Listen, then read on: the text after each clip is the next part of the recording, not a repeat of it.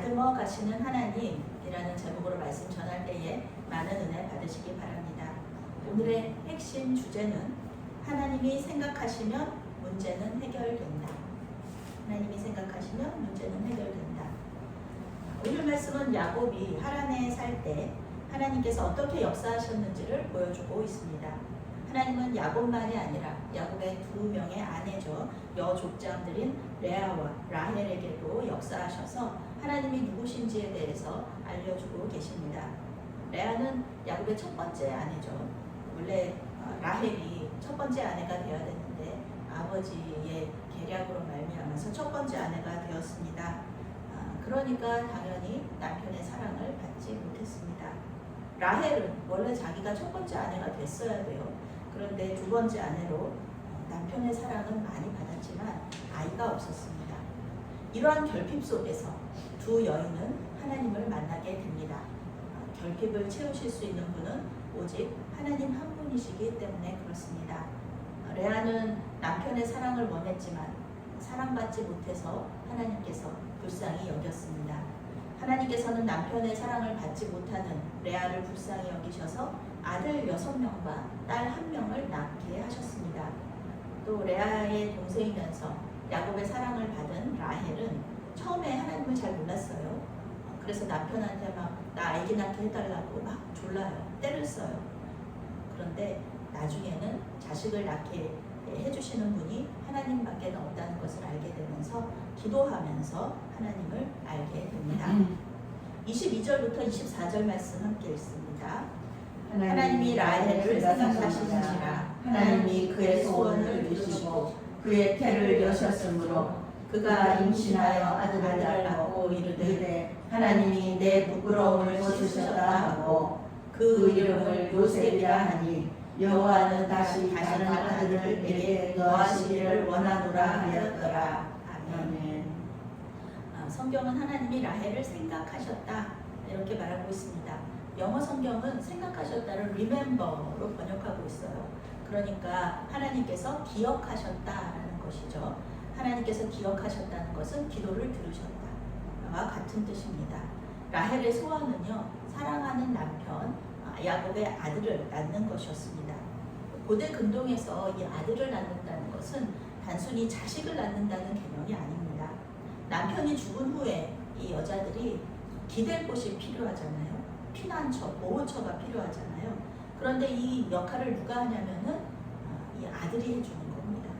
우리나라에도 조선시대에 삼종지도라는 것이 있었지 않습니까?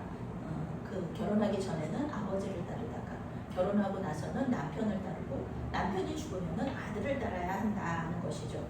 여성의 인권이 높아진 요즘 세상에서는 말도 안 되는 일입니다. 그렇지만 이 조선시대나 또 고대 근동에서는 이렇게 살아야 했습니다. 이 여성들의 인권이 그렇게 크지 않았기 때문에 어쩔 수 없이 따라야 했던 관습이었습니다. 라헬도 남편이 죽은 후에는 아버지 라반이나 모라비들에게 의탁할 수밖에 없는 상황이었습니다. 라헬은 남편에게 떼를 쓰기도 하고 여종 비라를 통해서 또 아들을 2명 입양하기도 하고 레아에게 남편과의 잠자리를 양보하면서 합판체를 사용하기도 했지만 임신을 하지 못했습니다. 인간적인 방법을 모두 사용했어요. 할 수 있는 한 다 했어요. 그렇지만 자식을 낳을 수는 없었고요. 또 그 빈자리를 채울 수도 없었습니다. 마지막으로 라헬은 하나님께 기도했고 결국 하나님께서 그 기도를 들어주심으로 말미암아 응답을 받았습니다. 라헬은 아들을 낳았고 이름을 요셉이라고 지었습니다. 요셉은 우리가 잘 아는 그 요셉입니다. 이집트의 노예로 팔려가서 결국 총리가 된 그 요셉, 그 요셉을 라헬이 낳은 거죠. 라헬은 아들의 이름을 요셉이라고 지었고요. 더하다라는 뜻을 그 안에 가지고 있는데요. 이름 속에 하나님께서 아들 하나를 더 낳게 해주십시오 하는 기도문이 이 이름 속에 들어가 있어요. 야곱은 라헬을 아내로 맡기 위해서 두 번째 7년 동안 일하면서 아들 11명과 딸 1명을 얻었습니다. 레아와 라헬 말고도 두 아내의 종들인 실바와 비라에게서도 자식들을 보았기 때문에 7년 동안 많은 자식을 낳을 수 있었습니다. 그러니까 동시에 이 여자들이 임신을 했을 때도 있었다는 거예요.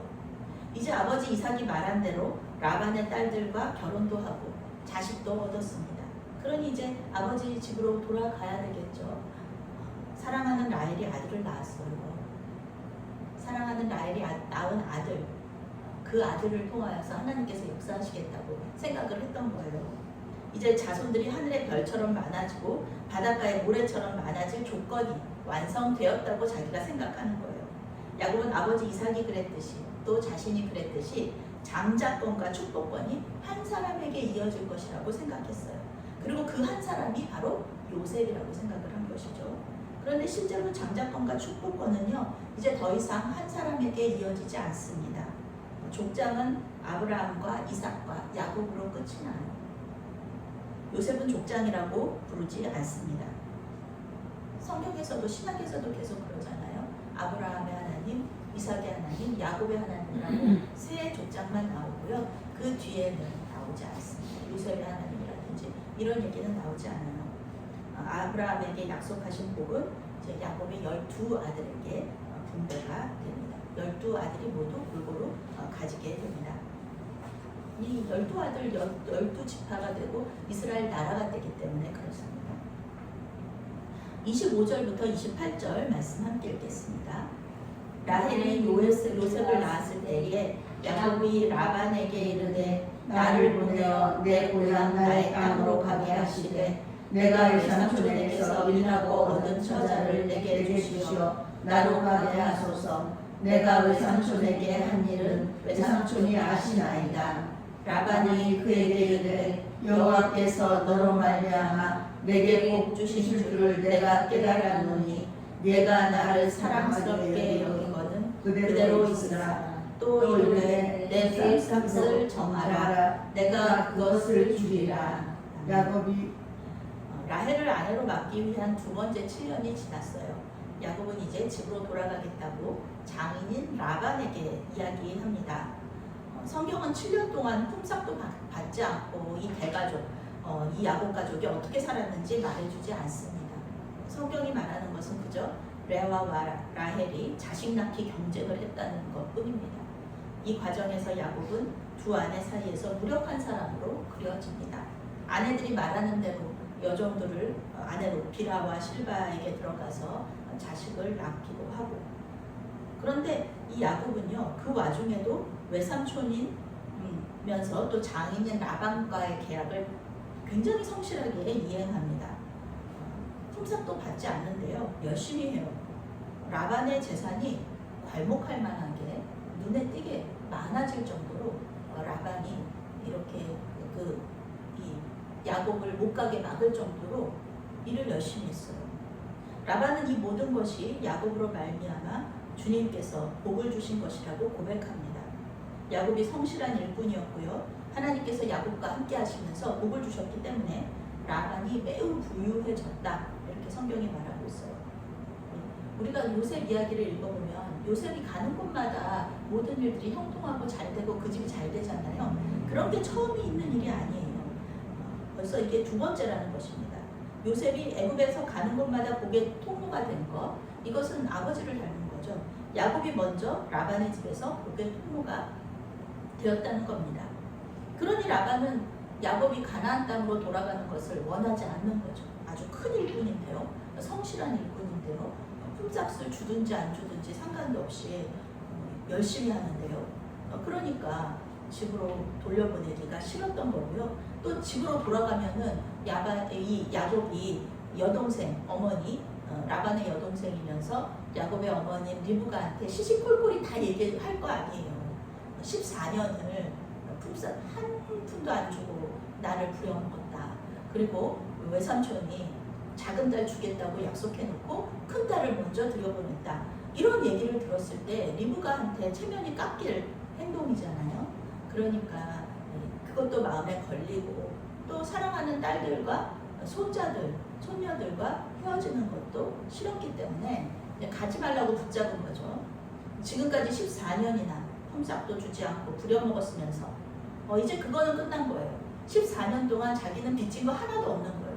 왜냐면은 야곱이 그렇게 하겠다고 했으니까 새로 계약을 하자고 제안합니다. 이제부터는 내가 품삯을 줘야 된다. 뭘 원하느냐?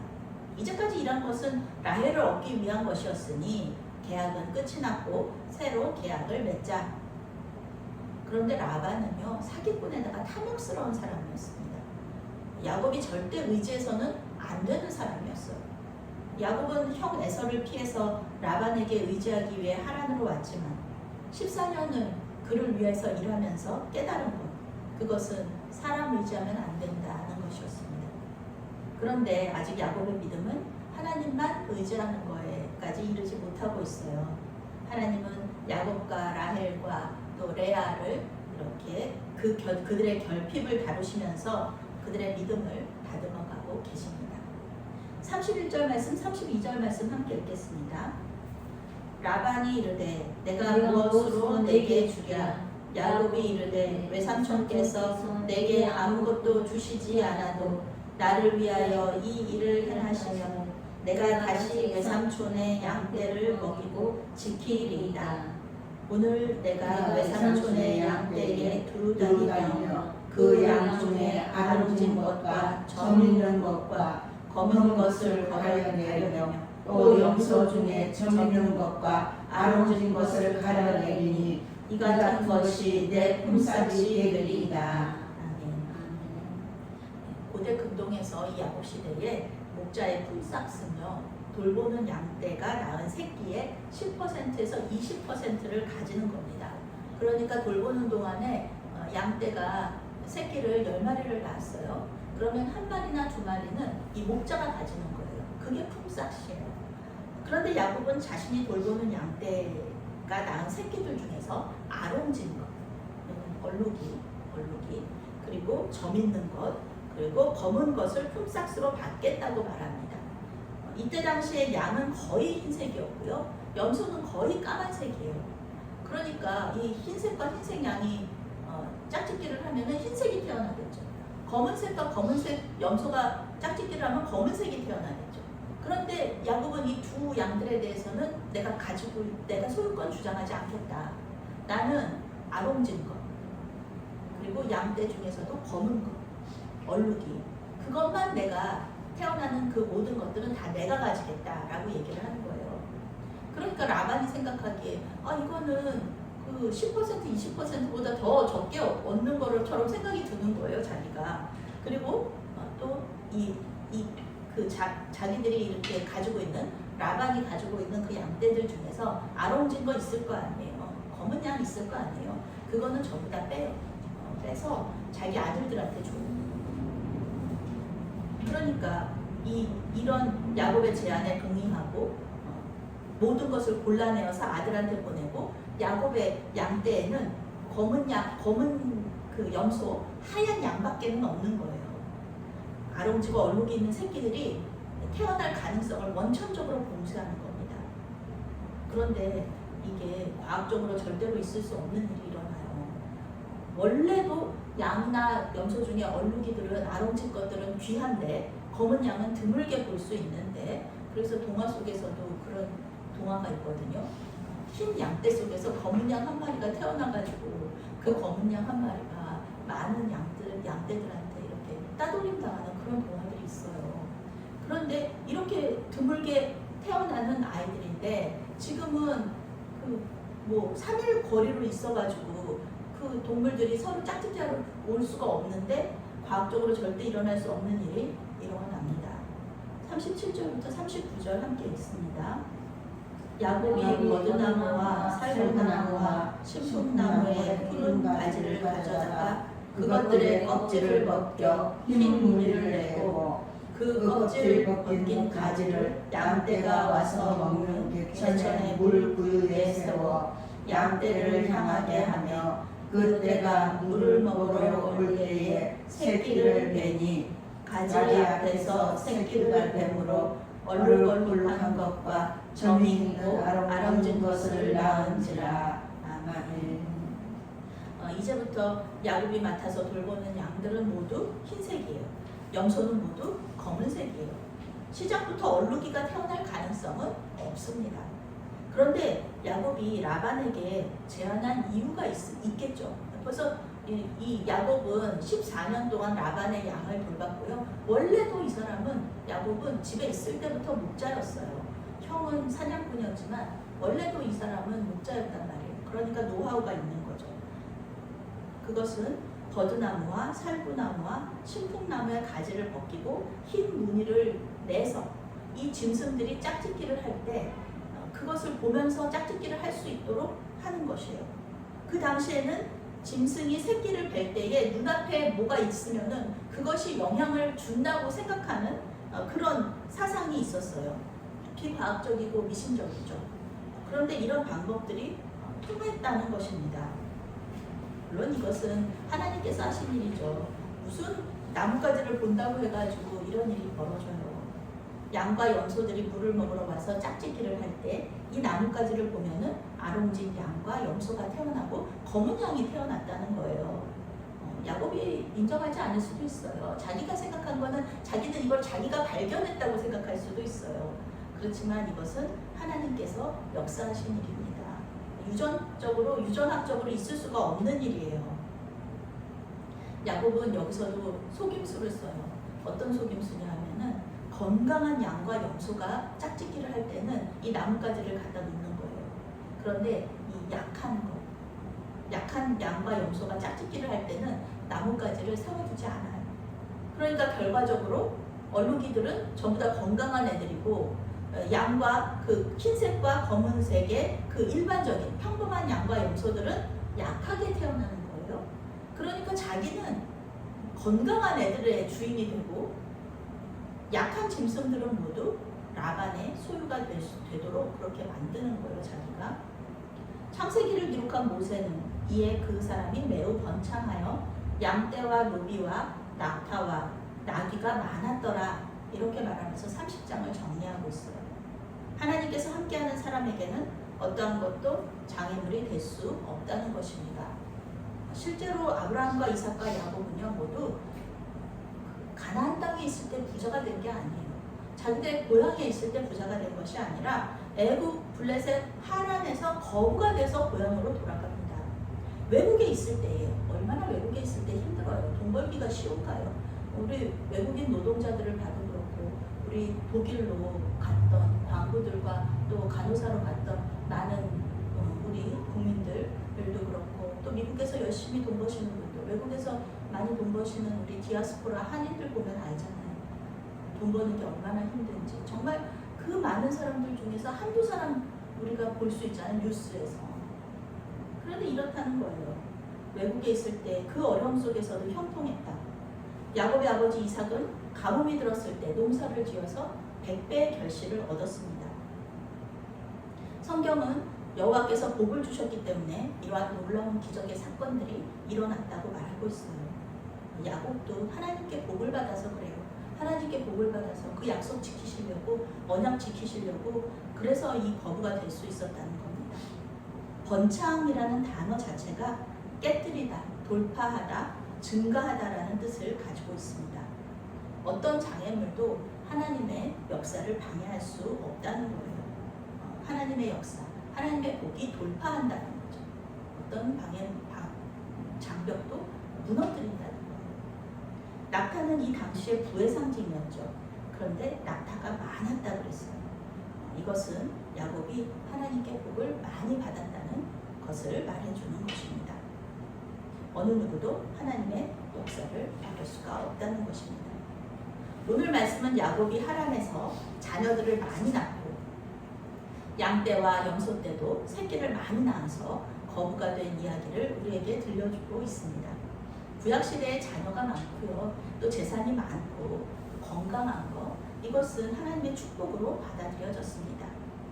하나님께 복을 받아서 그렇다는 거예요. 하나님께 복을 받아서 자녀도 많아지고 재산도 많아지고 또 몸도 건강하다는 그런 것이죠.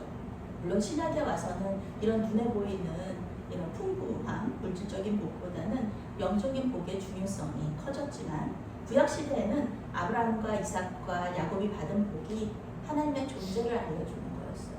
전쟁에서 승리하는 것이 우리 하나님이 더 세 이런 것을 알려주는 증거가 된다는 거예요. 야곱은 아내들이 아들 낳기 경쟁을 했고요. 또 외삼촌 라반의 방해 속에서도 아버지 어머니 이삭과 리브가와의 약속을 지켜나갑니다. 그 과정 가운데 자신이 아버지를 속이고 형 에서를 속여서 장자권과 축복권을 빼앗긴 것에 대한 그런 책망도 하나님께 들어요. 똑같이 당하면서 그런 속임을 당하면서 아버지와 형의 마음이 이랬겠구나, 내가 잘못했구나, 이런 생각들을 하게 된다는 겁니다. 가나안 땅에서는 하나님의 존재에 대해서 듣기만 했지 알지는 못했어요. 그렇지만 베델에서 하나님을 만난 이후로는 삶의 모든 순간순간마다 역사하시는 하나님을 기억하지 않을 수가 없는 거예요. 실제로 그렇잖아요. 품삯 없이 아내들과 이 자식들을 건사해야 되고, 그리고 그 나중에 품삯을 얻게 될 때 이게 뭐 말도 안 되는 것들이 이렇게 일어나는 것을 보면서 하나님께서 하신 일이라고 고백하지 않을 수가 없다는 것입니다. 우리 역시 마찬가지입니다. 예수님을 개인적으로 영접하기 전까지는 그저 하나님은 어머니의 하나님이셨어요. 우리가 어머니가 믿던 하나님이셨어요. 저한테도 마찬가지고요. 할머니가 믿던 하나님, 어머니가 믿던 하나님. 그런데 그분이 우리와 어떤 특별한 관계 속으로 우리를 부르신 거예요.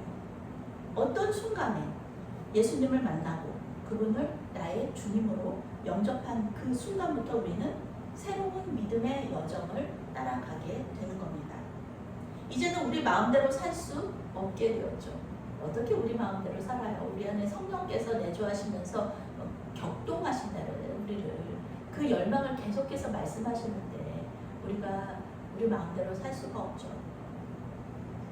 믿음의 여정이 시작됐을 때를 이렇게 돌아보면은요, 지금과 우리의 삶이 많이 달라졌다는 것을 알 수가 있어요. 그때 예수님을 처음 영접했던 때의 나와 지금 현재의 나를 돌아보면은, 성찰해 보면 많이 달라져 있습니다. 물론 우리가 나이 들어가면서 지혜로워지고 성숙해지는 부분이 있을 수 있습니다. 그러나 그것과는 다른 어떤 영적인 성숙이 우리 안에서 이루어지고 있다는 것입니다. 주님은 야곱을 다듬어 가셨던 것처럼 우리도 다듬어 가고 계십니다.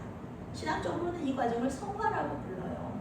감리교 운동을 시작한 웨슬리 목사님, 존 웨슬리 목사님은 이 성화를 굉장히 중요하게 생각하셨거든요.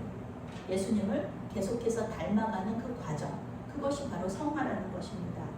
이러한 성화의 과정은 우리가 주도적으로 어떻게 할 수 있는 일이 아닙니다.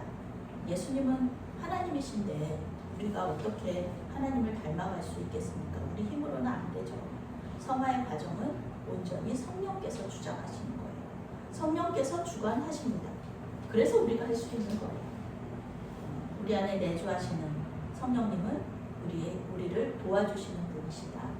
보혜사 성령이다. 보혜사를 영어로 하면 헬퍼, 우리를 도와주시는 분이라는 뜻입니다. 언제나 우리와 함께 하시면서 우리가 예수님을 잘 믿도록 도와주시는 분이 바로 성령 하나님이라는 것입니다. 지금 우리의 모습이 믿음 없는 것처럼 보이고 사랑이 없는 것처럼 보이고 미성숙한 것처럼 보여도 실망하거나 낙심할 필요가 없다. 아기가 태어났을 때 얼마나 작습니까? 저도 우리 조카들 보면은 이렇게 여기 손바닥에 머리가 들어가고요, 몸이 여기까지밖에 안 와요. 자랐을 때 이렇게 처음에 태어났을 때 이렇게 좀 병원에서 산부인과에서 돌아와서 이렇게 안으면은 딱 여기에 들어가죠. 그런데 그 아기가 지금은 저보다 더 커요. 계속해서 자라요, 아기들은. 그러면서 어른이 되어가고 있는 것입니다. 우리는 우리의 자녀들이 자라는 것을 보면서 하나님의 역사를 볼 수 있어요. 물론 신체적으로 자녀들이 자라는 것을 보면서 하나님께서 건강하게 키워주시는구나, 참 감사하다, 이렇게 생각할 수도 있습니다. 그런데 아이들은 철이 든다 라고도 얘기하잖아요. 철이 든다. 단순히 몸만 커지는 게 아니잖아요. 인격적으로 성숙하고 사리를 분별하고 판단하게 되는 것, 이것도 모두 하나님의 역사고 은혜라는 것입니다. 이것이 사람이 하나님의 형상으로 지음받았다는 증거가 되기도 합니다. 아이가 어려서 부모님의 돌봄을 받다가 커서 부모님을 돌보는 것이 얼마나 큰 기쁨입니까? 우리 집사님도 그렇고 우리 권사님도 따님들이 해외여행 갔다가 또 간식 사오고 선물 사오고 이러는 거 굉장히 기쁘시잖아요. 예전에는 우리 어머니들이 다 하셨던 건데 이제는 자녀들이 그 은혜를 또 돌려주고 있지 않습니까? 얼마나 큰 기쁨입니까? 그러니 여러분, 지금 현재 믿음에 실망하거나 낙심하지 말고 앞으로 주님께서 우리를 계속해서 다듬어 가실 수 있도록 주님께 우리를 맡겨 드리시기 바랍니다.